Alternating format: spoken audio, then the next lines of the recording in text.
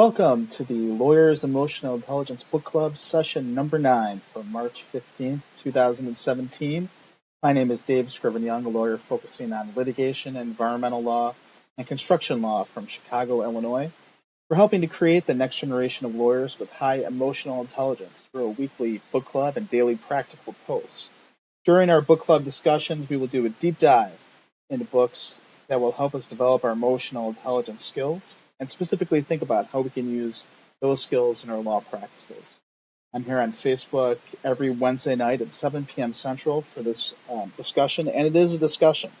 I don't sit here as an expert, and on the contrary, I want to be learning along with all of you. I'm really interested in hearing your opinions and observations. So please use that box below to liberally use and ask questions, make your comments. Looking forward to learning from all of you today. As a reminder, to keep up with this book club, I encourage you to join the online discussion with our Facebook group at facebook.com/lawyersEQ and on my Twitter account, twitter.com/IL and Viral Law Blog. So let's get into the discussion for today. We're going to be talking about Chapter 2 of Emotional Intelligence 2.0, Chapter 2, The Big Picture. And so what we're going to be talking about tonight is a couple of different topics. I want to welcome all of you in today. And the first thing we're going to talk about is the global deficit in emotional intelligence. And so what does that mean? It means that a lot of people simply don't know about emotional intelligence. And even if they know, they don't do a great job in managing emotions. And certainly as attorneys, we do a horrible job at that. And so that's what this book club is going to help us to do today. So let's dive right into what we're talking about, which is a global deficit in emotional intelligence. What the authors say here is that despite the growing focus on EQ, so despite everyone talking about emotional intelligence, there is a global deficit in understanding and managing emotions remains. Only 36% of the people we tested are able to accurately identify their emotions as they happen. This means that 2/3 of us are typically controlled by our emotions and are not yet skilled at spotting them and using them to our benefit. This means that too often we lack the skills to manage our emotions in the heat of the challenging problems that we face. Good decisions require far more than factual knowledge.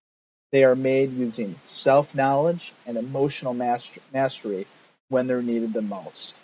So this book is great, this Emotional Intelligence 2.0 book, because what it's not based on what the authors thought about the subject. They really did, as I say, a deep dive and did some actual research to discover what people thought about emotional intelligence, but more importantly, how people actually are managing their emotions and have they developed that test that I talked about last week, and then I took, and I'll go over the results at the end of this session. But they have done a lot of studies into what people are facing and how they do in their emotions. And so 2/3 of people are controlled by emotions. And so what they go on to say is, so there are two types of things, or two ways that emotions paralyze decision making. And number one is what they call emotional hijacking. And that's when emotions control your behavior and you react without thinking. The second is what they call a trigger event.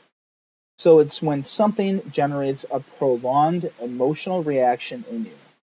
Your reaction to triggers is shaped by your own personal history and experience with similar situations. So these are times where people are really controlled by their emotions, either emotional hijacking, where people are basically completely paralyzed, and a trigger event where perhaps they're not completely paralyzed, but emotions really take over for a very extended period of time.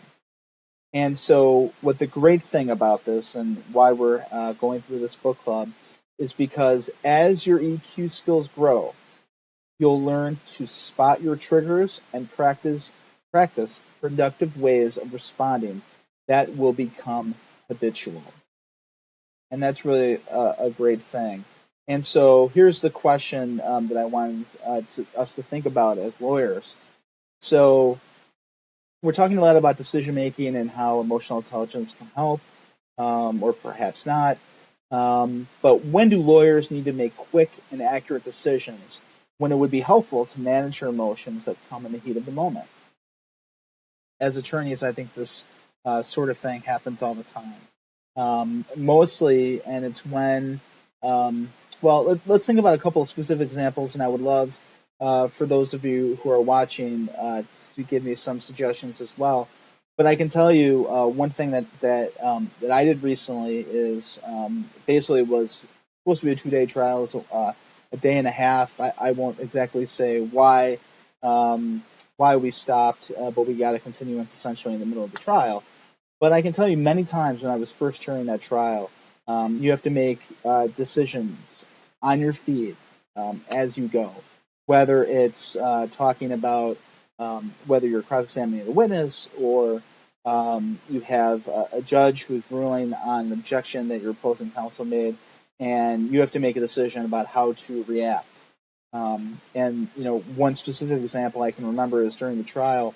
Um, the judge, essentially we in the direct examination tried to cut off certain evidence, and during the cross examination, I sort of wavered, sort of went in that area. Didn't mean to, but the judge stopped and said, "Look, you're sort of wavering into that area. Do you really want to go there?" And so I really had to make a quick decision on my feet about whether I wanted to continue along that line and open up that door, or whether I wanted to keep that door shut and just move on. And so that's really, during trial, that's sort of the biggest time in a lawyer's career, I think, at least in a litigator's career, that you really have to make those quick decisions and accurate decisions. Another one is again in litigation context, because I do mostly litigation. When you're dealing with a discovery dispute, and you have in Illinois it's called a 201K conference.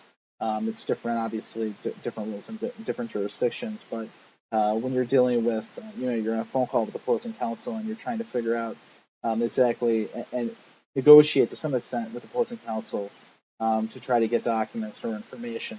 And so that's another real way or real time that you need to make quick decisions.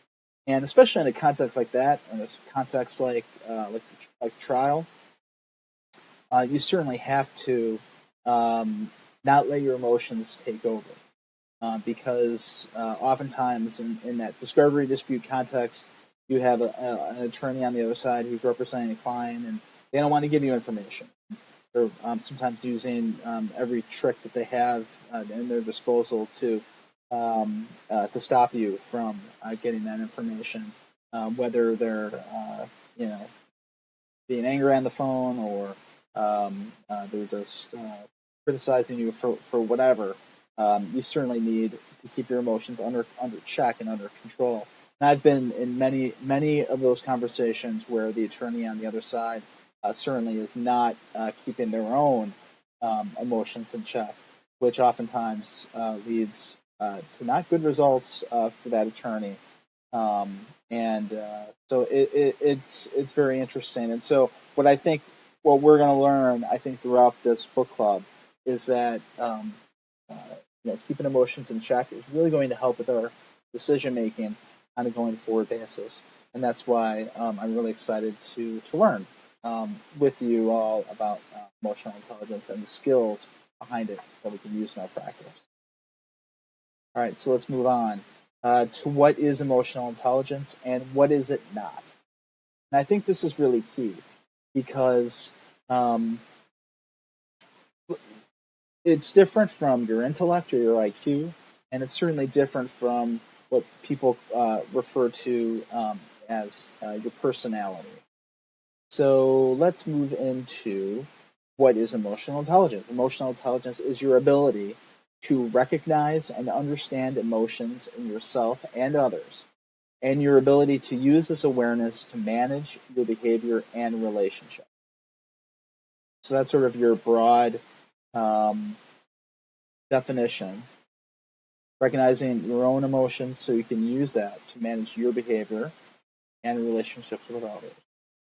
What is emotional intelligence not? It is not the same as your intellect or your IQ. What they say in the book is that there is no known connection between IQ and EQ.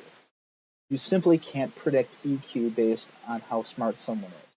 And, if you're a lawyer watching this, you know this for a fact. You might have someone who's just a complete genius and does not have many emotional intelligence skills.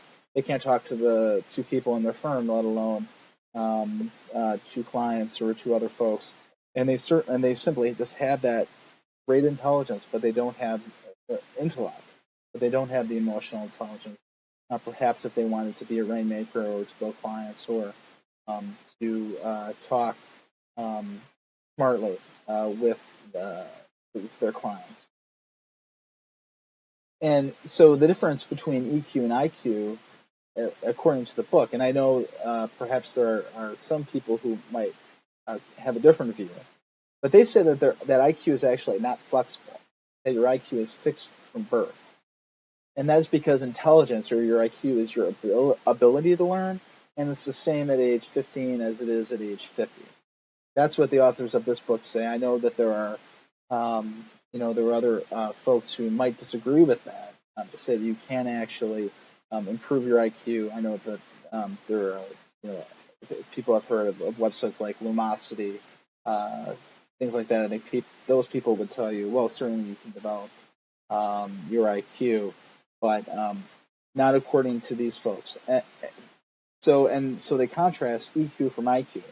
So they say that EQ is a flexible skill that can be learned, and a high EQ can be developed even if you aren't born with it.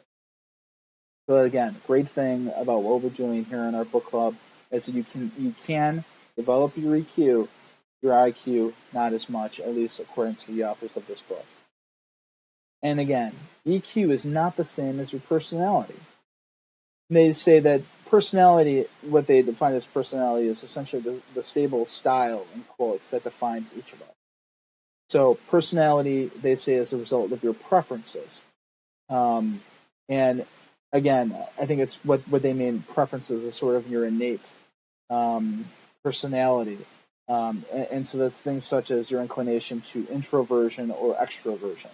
I don't think what the authors are saying is that you necessarily prefer to be an introvert or prefer to be an extrovert, but simply it's a personality traits that are stable. They appear early in life, they don't go away, and certainly personality cannot be used to predict emotional intelligence.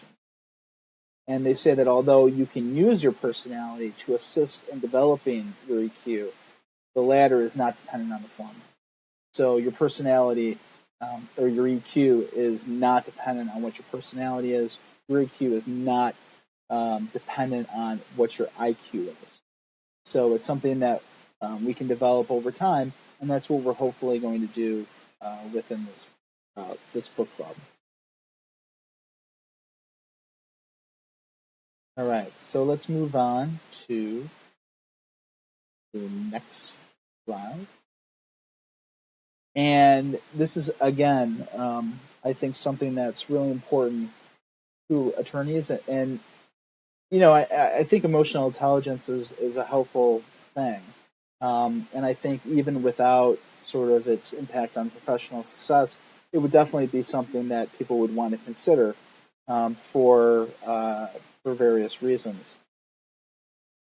But simply the impact on professional success is extremely profound.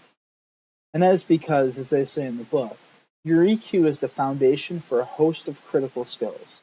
It impacts most everything you say and do each day. EQ is so critical to success that it accounts for 58% of performance in all types of jobs. It's the single biggest predictor of performance in the workplace and the strongest driver of leadership and personal excellence. So think about it. Think of all of the things that emotional intelligence encompasses. And things like, um, and I'm looking at sort of my report, and again, I'll reveal that in a moment. But things like, so it's essentially what they break emotional intelligence down is into two different things. They break it down into sort of personal competence, which goes into your own self-awareness, which is what they define as your ability to accurately perceive your emotions, to stay aware of them as they happen. And this includes keeping on top of how you tend to respond to specific situations and certain people, and things like, and something like self-management. So your ability to use your awareness of your emotions to stay flexible and positively direct your behavior. And this means managing your emotional reactions to all sorts of situations and people. So it's sort of your internal personal competence and emotional intelligence. And then your social competence, which means your the combination of your social awareness and your relationship management skills. And they talk about social awareness as your ability to pick up emotions in other people, get what's really going on, and it often means understanding what people are thinking and feeling, even if you don't feel that way. So you may feel angry or sad.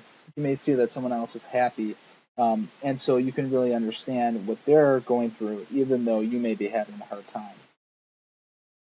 And also, the relationship management piece of it is your ability to use awareness of your emotions to manage interactions successfully.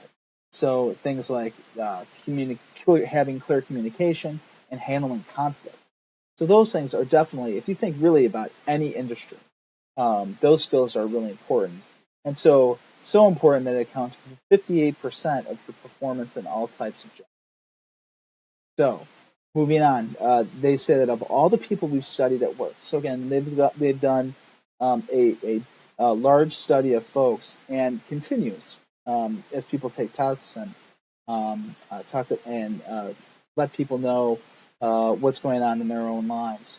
They found that 90% of high performers are also high in EQ. Interesting. Um, on the flip side, just 20% of low performers are high in EQ. So that tells you something. It tells you that you can be a high performer without emotional intelligence, but the chances are actually pretty slim. And the people who develop their emotional intelligence tend to be successful on the job because the two go hand in hand. So if you're increasing your emotional intelligence, you're probably increasing your ability to do your job really well as well.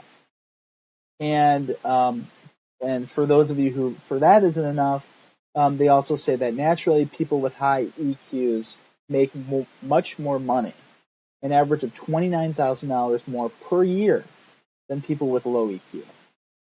And the link between EQ and earnings is so direct that every point increase in emotional intelligence adds $1,300 to an annual salary. To me, that's huge.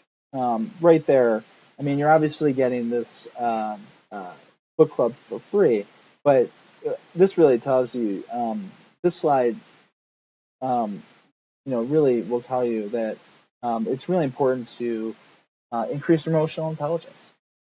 Take what you get and really work on this stuff. And I'm going to work on this stuff as you'll see going forward. I'm going to work on it along with you. This is my journey as much as anyone else's.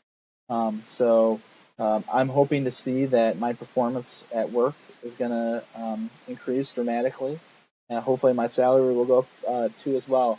But I'm really excited to know that I'm going to do better at work, which means my bosses will be happier, my partners at the firm will be happier, and also my clients will be happier, judges will be happier, and so I'm really excited to see everything that's going to happen as a result of learning more about emotional intelligence and these skills.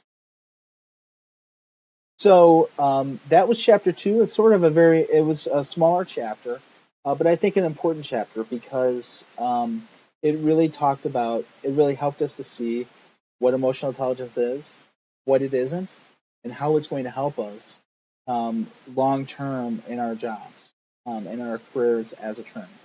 And again, I think that this this can be applicable to not only people in law firms, but also certainly people who are in house, people who are in government, public interest organizations, anyone who has a client, has colleagues. You certainly, and everyone within those, with any practice setting, certainly has all of those. So that was chapter 2. So what I wanted to go through with the remaining time that we have is talk about the emotional intelligence appraisal test that I took. That you get a secret special code through Emotional Intelligence 2.0 of the book, and you get to take this test. And what I was really surprised about was the length of the test, in that the test was actually not very long at all.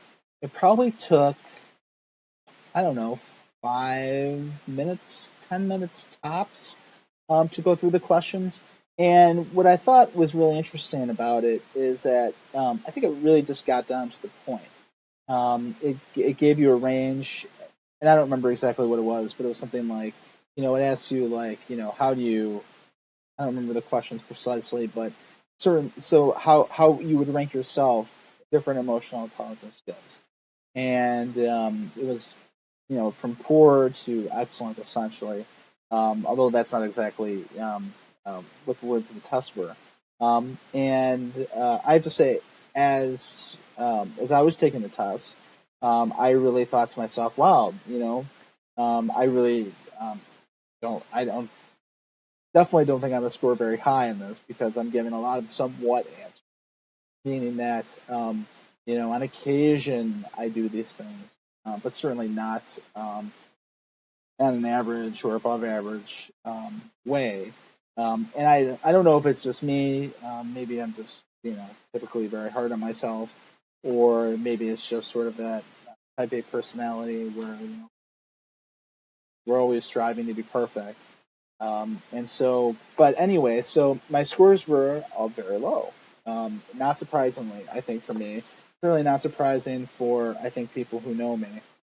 But so within my overall emotional intelligence score was 53, which I think it's the score is out of 100, meaning that I did very bad on this test. So this is actually a very good book club for me to be starting, and I would be shocked to see if the overwhelming majority of lawyers actually had a much higher score than me. Now, I'm sure people like rainmakers, people who are older and sort of developed these skills over the years, they probably have a much higher score than me. But certainly, you know, I guess I'm happy with the score in that I have a lot of room to go up.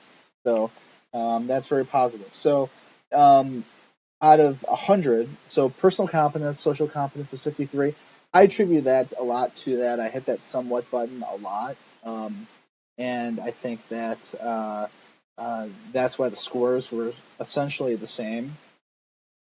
I got a score of 54 on my self-awareness.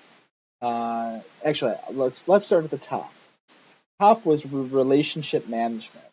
My ability to use awareness of your emotions and the emotions of others, to manage interactions successfully, letting emotional awareness guide clear communication and effective handling of conflict. That was only a 55 out of 100, so it's still pretty poor, but that was at the top, very top of my list. The next one down was self-awareness. I got a 54 on that. That's my ability to accurately perceive my emotions and to stay aware of them as they happen. It includes keeping on top of how you tend to respond to specific situations and certain people. Interesting.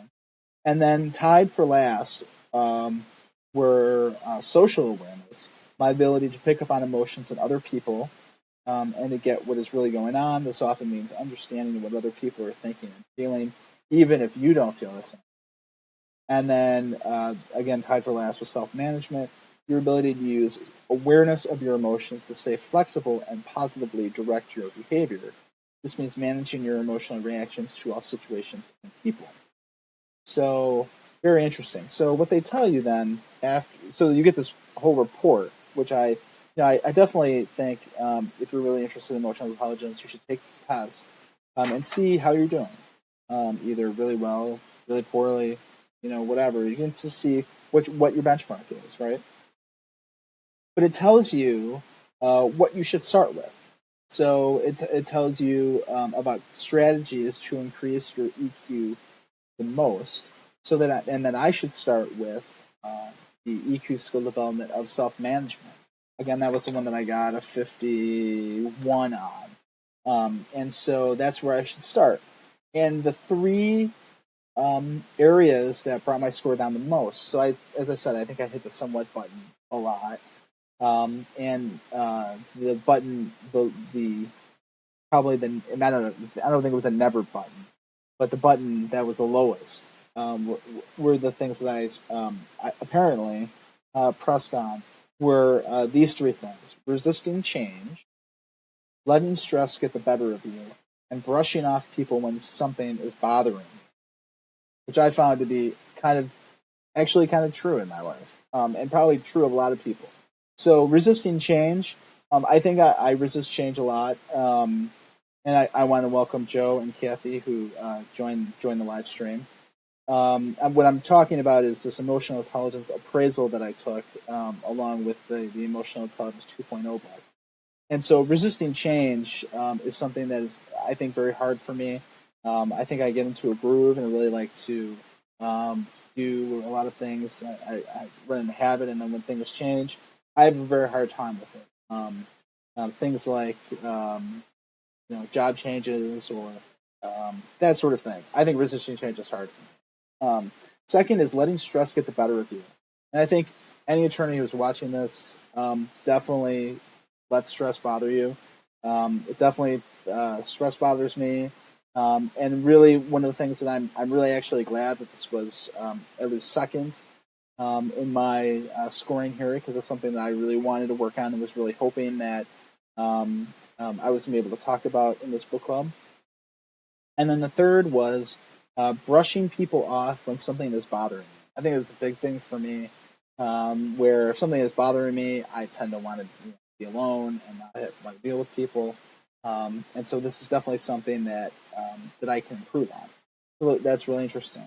And I think if you take the test, you'll get different scores, but the and then as I said last week, a lot of what the book goes through are different uh, strategies. I think there's like 60 some odd strategies for people to use to improve their emotional intelligence.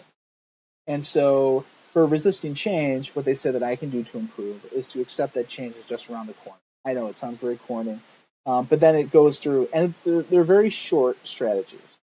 So there's like a 2-page strategy on accepting that change is just around the corner. And what I thought was interesting, and I read through some of these, with the change one, I thought it was really interesting because it gave just like a very simple strategy in that it was, well, try to think about like, I don't know, these guys are the experts, right? I'm not. It just seems kind of weird, but think about all of the things that could happen and prepare for them. This seems kind of like very obvious, right? But so in my own life, I think about things like what happens if I get laid off from my job, if I get fired? What if I walk into the office tomorrow and they fire me? You know, and just makes a lot of sense to have to be prepared in that event. So things like maybe like building an emergency fund for savings. Like like I'm a big Dave Ramsey proponent, and so things like building an emergency fund of 3 to 6 months of your expenses. So if for some reason the firm closes tomorrow, I'll still be able to pay my mortgage at least for a short period of time, and hopefully get a job in the meantime, or open my own firm, or whatever I'm going to do. But certainly I can be prepared in that event. And so accepting that change around is just around the corner. We're going to be talking about that a little bit, I think, when we move on to the next strategy or to the next book. And for letting stress get the better of you, they have something that's called put a mental recharge into your schedule. And what they talk about in those a couple pages are essentially during your day, um, have a period of time or something that's in your schedule that's physical. So like the partner in charge of my office in Chicago, he's a big like workout person in that he'll work for like a half a day, then he'll go out and work out, go to the gym. Like he's a big. I don't think he boxed as a kid, but he represents some boxers, and so that's what he does. He goes to the gym. He'll box. He'll hit the bags. He'll lift. A lot of things like that. And so and actually I can tell that that's a great way for him to relieve stress. And I think that's something that I could actually put into my schedule as well. So when we get there, that's something that I'll be talking about doing as well. For brushing people off when something is bothering you, they talk about taking control of your self talk. Again, it just sounds so lame, but actually thinking about how your own thoughts control you and your emotions control you is something that I definitely can work on. And I don't know, don't exactly remember what they said the strategy was there, but I have to imagine this things like doing meditation or somehow taking things like that where you're really taking control of your thoughts and acknowledging that just because you have a thought does not mean that that you are the thought and the thought controls you. I listen to some meditation type podcasts. Dan Harris from ABC has a great podcast about meditation, and that's something that definitely I think I can work. I think even though the test was very short, I thought it definitely was something that I thought would be really helpful. So I think I think that's all that I had. Um, and again, the report continues to go on about different strategies that you can use. Um, and then it says, and it gives you tips on self-awareness and that sort of thing once you get past that. And so, since this is sort of a documenting my journey, and I hope all of you can take this test as well. But I think what we're going to do is, so we are going to talk about Chapter 3 of Emotional Intelligence 2.0. And that's the chapter is on essentially looking at all four components of emotional intelligence and what it looks like to have a high level of emotional intelligence in that area, and what it looks like to have a very low emotional intelligence in that area, and sort of gives you sort of the back and forth and how things appear in some situations. So you'll really be able to see why emotional intelligence in all of these areas, to have a high level of that of EQ, is really important in all four of those components. And then after chapter 3, we are going to start in the resisting change category. So I'm going to find a really great book on change. I know one of the books that I read back I think it was probably 5 or 6 years ago was a book called Who Moved My Cheese. Again, I know all this sounds very lame, but actually is a very I think helpful book. I don't know if I'm going to use that book. That seems like sort of the very obvious book. There were a couple of other ones as well that I wanted to sort of flip through and think about. But if you viewers know of some great books on how to sort of accept change, strategies on how to use change in your life, see it as a positive and move forward, I think I would welcome any of those suggestions as well.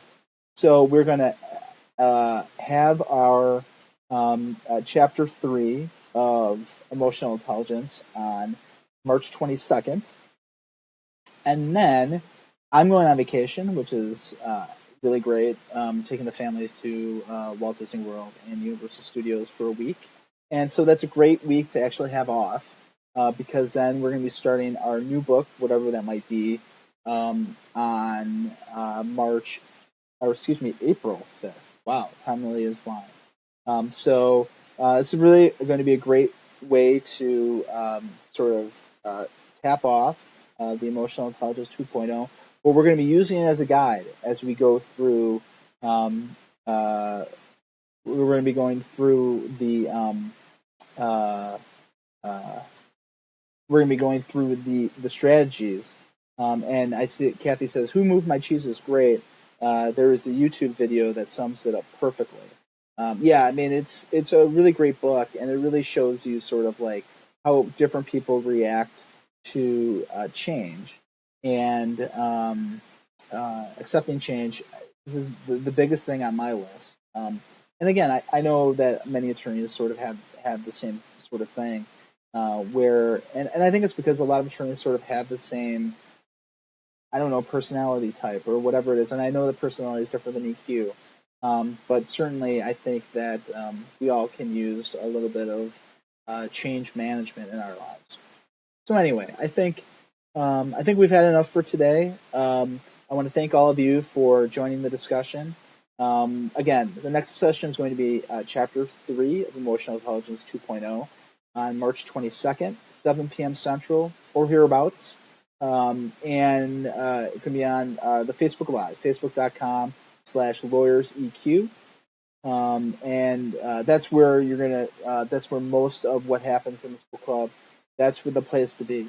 You can also connect with me on Twitter, Instagram, Snapchat, on at the handle IL Enviro Law Blog. That's I also have an environmental law blog that I write, and that's sort of the handle that I use. But so you can connect with me there, send me messages. Again, if you have book suggestions on accepting change, would love to hear your suggestions as well. So hit me up on any of those channels on social. So with that, I just want to thank everyone for joining me this evening. I hope everyone has a great evening and a great week. Have a great night, everyone.